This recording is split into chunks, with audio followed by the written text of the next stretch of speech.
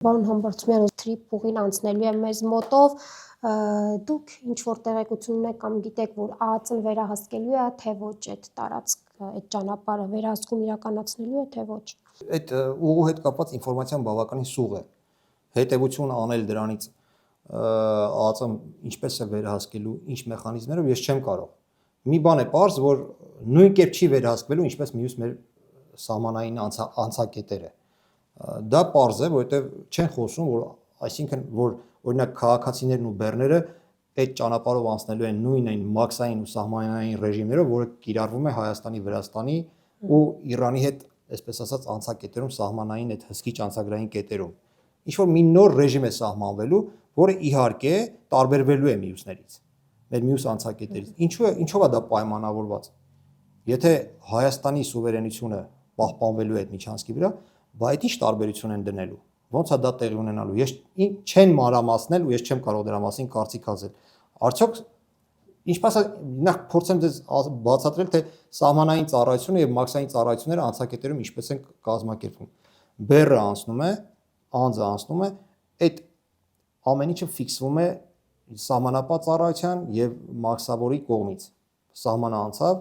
անպայման գրանցվում է մուտքը, թույլատրվում է մուտքը սահմանապահի կողմից, որից հետո տեղի ունենում արդեն բեռների տեղափոխումը մաքսայինի հետ կապված։ Հիմա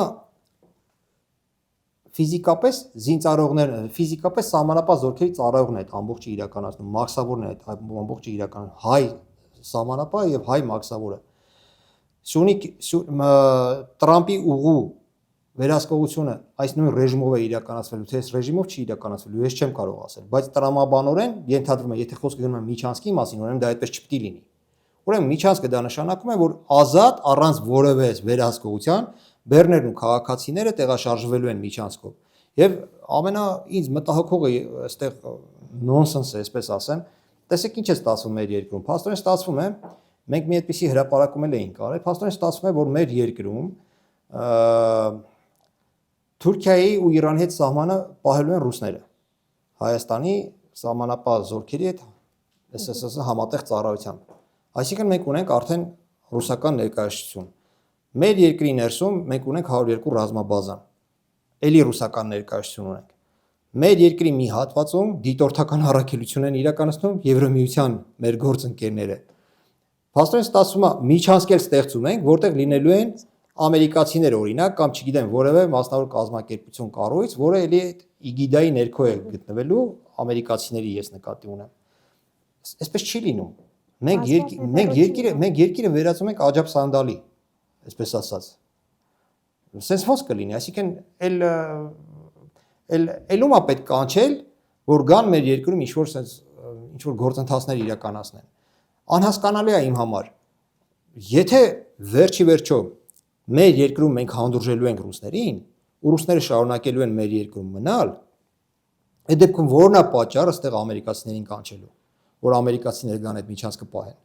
Ո՞րն է պատճառը։ Բազմաբևեռ քաղաքական։ Չի լինում այդպես։ Այդպես չի լինում։ Այդպես չի լինում։ Դու բերում ես քո երկրում սարքում ես մի հատ, այսպես ասած, անհասկանալի մի հատ իրավիճակ ու բոլորին բերում ես քո երկիր։ Ու ինչի համար։ Ես պատկերացնում եմ, որ պետքա արտաքին քաղաքականության շրջանակներում ազնիվ լինել ու հստակեցնել քո կուրսը։ Եթե դու իսկապես գտնում ես, որ քո կուրսը արևմտյան է, որի դեմ ես ոչ ուզում եմ ասել լավ, ոչ ուզում եմ ասել վատ, որովհետև եւ ռուսական քաղաքականության մեջ եւ ամերիկյան քաղաքականության, արևմտյան քաղաքականության լիքը դրական բաներ կան, որ կարելի է տեղայնացնել Հայաստանում։ Բայց դա այդպես դու պետք է ընտրություն անես ի վերջո, հասկանաս ով է քո ռազմավարական դաշնակիցը։ Ինչ է նշանակում այնտեղ ծառայություն ռուսները անեն, դու իրենց քթի տակ վերես ամերիկացիներին ասես չէ, ճանապարհը դուք պահեք։ Չի լինում այդպես, դա նորմալ վիճակ չի եւ դա չի աշխատելու։ Եթե քո ռազմավարական դաշնակիցը Ռուսաստանն է, հետեւաբար պետք է ճանապարհնել իր հետ միասին համատեղ դուք կարողանաք կազմակերպել ծառայություն ու պահել։ Եթե քո ներուժը, Հայաստանի ներուժը այսօր չի հերիքում դրան։ Իսկ եթե դու այսօր մտածում ես, որ Ռուսաստանը ինչ պատճառներով իր հարաբերություններում ներդաշնակ չի Հայաստանի հետ ու պետք է Հայաստանը նոր ռազմավարական դաշնակից գտնի, այդ դեպքում արդեն սա կտեղավորվի տրամաբանության, բայց այնտեղ առաջանում են հարցեր ռուսների հետ կապված։ Եվ սա լավ բանի չի բերելու, պետք է անվտանգության առումով ինչ խնդիրների կարող հանգեցնել երեք ուժերի ներկայությունը։ Անվտանգության առումով պարզապես այստեղ դուք, այսպես ասեմ, շահերի բախում է տեղի ունենալու։ Ամենամեծ խնդիրը նրանում է, որտեղ քո երկրի տարածքում է լինելու։ Քո երկրի անվտանգությունն է դրանից դուժելու։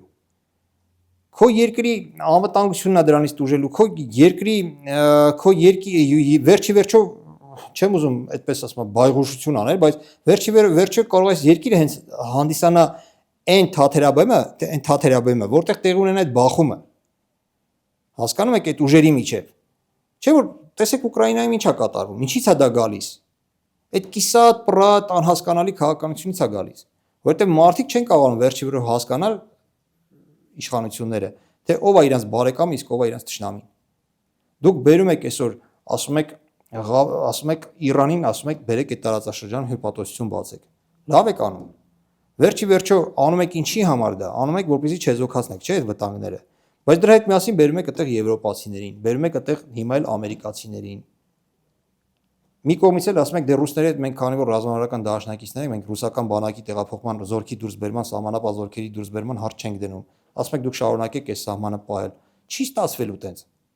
Ես չեմ պատկերացնում, ամեն դեպքում եթե դա հաջողվեց, ուրեմն իրենք արտաքին, այսպես ասած, քաղաքականության վարպետներ են։ Եթե սա այս ամեն ինչը հետևանք չունեցավ։ Վարպետներ են։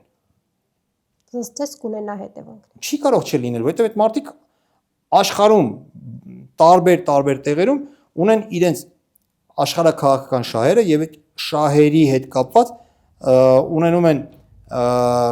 այսպես ասած փափուկ եւ կոշտ ուժի բախումներ։ Ու դրա հետևանքները տարածվելու են մեր վրա, որովհետև այդ ամբողջ իրադարձությունները տեղի ունեն մեր երկրի տարածքում։ Եվ ի վերջո, եթե մի բան էլ է այստեղ անհասկանալի, էլի, մենք ինչու հայերս, հայաստանցիներս, ինչու պետք է այդ միջանցքը տրամադրենք։ Ինչու ենք ինչն է մեզ պարտավորեցնում, որ միջանցքը տրամադրենք։ Լավ, առաջ Լաչինի խնդիրը կար, էլի հասկանալի էր։ Կոմպրոմիսի գնայինք, ասենք դե մենք Արցախի մեր բնակչության հետ պետք է ուղղակի ցամաքային կապ ունենանք, դուք էլ ձեզ կտրամադրենք ինչ-որ կոմպրոմիսի կգանք։ Բայց հիմա ինչի ենք տրամադրում դա։ Ճանապարհների ապաշրջապատում, հարևանների հետ հարաբերությունները զարգացում։ Այդպես չի լինում, սպասեք մի վարքան։ Վրաստանի հետ մենք ինչպես ենք շփվում։ Վրաստանի հետ մենք վատ հարաբերություններ ունենք կամ Իրանի հետ։ Մեր բեռները եթե տարանցիկ են անցնում Վրաստանի տարածքով, ֆիքսում են որպես տարանցիկ բեռ, գնում է այդ բեռը Ռուսաստան, գնում է Եվրոպա։ Այնտեղից էլ նույն ձև գալիս է տարանցիկ որպես երկիր է ծառայում։ Ինչա մենք միջանցք ունենք Վրաստանի տարածքով։ Մենք Իրանի տարածքով միջանցք ունենք, իհարկե չունենք, բայց մենք վատ հարաբերություններ ունենք իրանց հետ։ Ապա շրջափակումը չի նշանակում միջանցքների տրամադրում։ Եթե ասում ենք մենք մեր սուվերենությունը պահելու ենք այդ միջանցքի վրա, սուվերենությունը պահելու եղանակը սա է, ունենալու ենք մաքսավոր, ունենալու ենք սահմանապահ, ովքեր էլ իրականացնում են հսկողությունը։ Այն բեռը, որ գնալու է Նախիջևան, ընդհանրապես ձևակերպելու է որպես տարանցիկ բեռ Հայաստանի տարածքով։ Իրենք վճարում են անելու դրա համար, բեռը գնալու է հասնի Նախիջևան։ Վերջ։ Երաշխավորված Հայաստանի Հանրապետության կողմից, որ ոչ մեկ այդ բեռի նկատմամբ ոտնձգություն չի անելու։ Սա է իրականությունը, նորմալ հարաբերությունը, սա է։ Իսկ եթե ստիպում են, որ դու միջանց տաս, սա ոչ թե բարիդրացիական հարաբերություններ է, սա կապիտուլյացիայի, Հայաստանին կապիտուլյացիայի ենթարկելու պայմաններից մեկն է։ Ոնց որ ասում են, որ դու չես ունենալու այնտեղ սահմանափակումներ կան, չէ՞, զինատեսակների հետ կապված, բանակի քանակության հետ կապված, անվտանգային խնդիրների հետ կապված, սա էլ մի կարևորագույն խնդիր են լուծում իրենց համար, այլապես որևէ ուրիշ մեկնաբանություն տալ չես կարող։ Եթե դու պետքա միջանց տաս, ինչի համար։ Խաղաղության դիմաց, որպեսզի քեզ հանգիստ թողնեն, չէ՞, այդպես է, բայց դա այդպես չեն ներկայացնում մարդկանց։ Դա ուրիշ համեմունքներով, ուրիշ փաթեթավորմամբ են ներկայացնում, որպեսզի սովորական հայ մարդը Երևանում ապրող կամ այլ տարածաշրջաններում ապրող մարդը ընկալի դա որպես այդպես էլի, որ սա նորմալ ինչ որ երկու ստեկ զիջումների են գնում, ինչ որ թող փաստեն ասեն, այ դրա դիմաց մենք հայ ժողովրդին, հայաստանցիներին տալու ենք այս առավելությունները։ Ինչ ենք մենք դրա դիմաց ստանալու։ Եվ ինչու պետք է տրամաբանորեն ինչի պիտի ամերիկացիները այդ ուղին կան պահեն։ Ո՞րն է դրա տրամաբանությունը։ Պատճառ մի հատ թող ասեն, ինչ է այդ 42 կիլոմետր, չգիտեմ ինչքան է այդ ճանապարհի երկարությունը Հայաստանի տարածքով լինելու, ինչա մենք ուժ չունենք դա պահելու։ Հայաստանի ԱԱԾ-ն ուժ չունի, չեմ հավատում դրան։ Այդ ինչպես է որ հայ-վրացական ամբողջ սահմանը մերոնք պահում են։ Չեն կարողանալու այդ հատվածը, երկու ԿՊՊ չեն կարողանալու պահեն։ Դե Վրաստանի հետ ճշնամական հարաբերություններ Դե Ադրբեջանի հետ էլ չենք ունենալու ճշնամական։ Վերջ, արդեն ճշնամությունը 25 թվականից մենք խաղաղության մեջ ենք ապրում, չէ՞։ Բայց ինչի՞ց ենք վախենում։ Ոչ, եթե պարտադրված ենք միջանցք տալիս, դա արդեն կապիտուլյացիա է, ու պետքա ճիշտն ասել ժողովրդին, պետք չի խաբել։ Ամեն ինչ պիտի ճիշտ ներկայացնել ճիշտ անվանումներով, ոչ թե գեղեցիկ փաթեթավորմամբ։